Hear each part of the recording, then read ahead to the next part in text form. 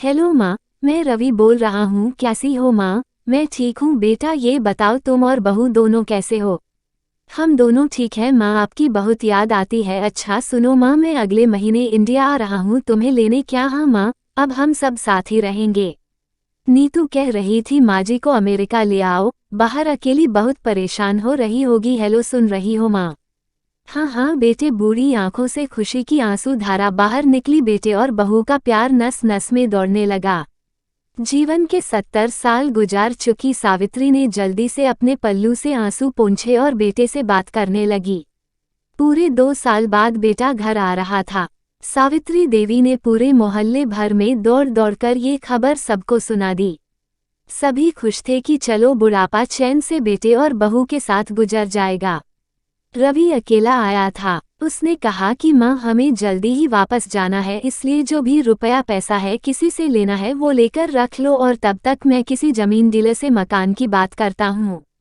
मकान? माँ ने पूछा। हाँ माँ, ये मकान बेचना पड़ेगा वरना कौन इसकी देखभाल करेगा। हम सब तो अब अमेरिका में ही रहेंगे।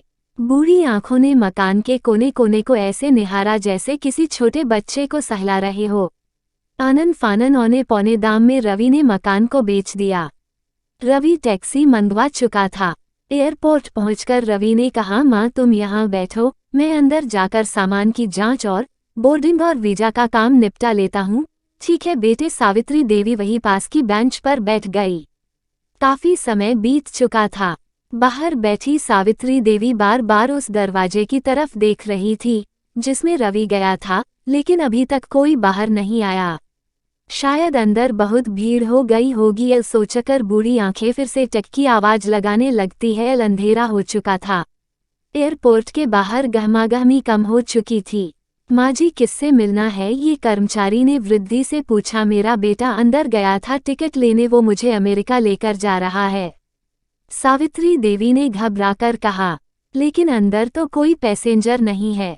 अमेरिका जाने वाली फ्लाइट तो दोपहर में ही चली गई है। क्या नाम था आपके बेटे का? कर्मचारी ने सवाल किया। रवि। सावित्री के चेहरे पर चिंता की लकीरें उभर आई।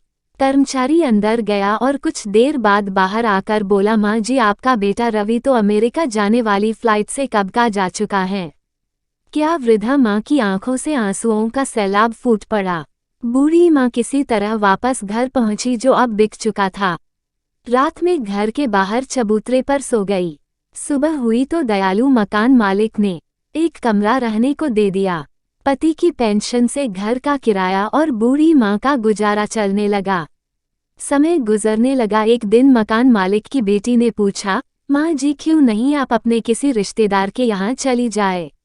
अब आपकी उम्र भी बहुत हो गई है, अकेली कब तक रह पाएंगी? हाँ चली तो जाऊं, लेकिन कल मेरा बेटा आया तो यहाँ फिर कौन, उसका ख्याल कौन रखेगा?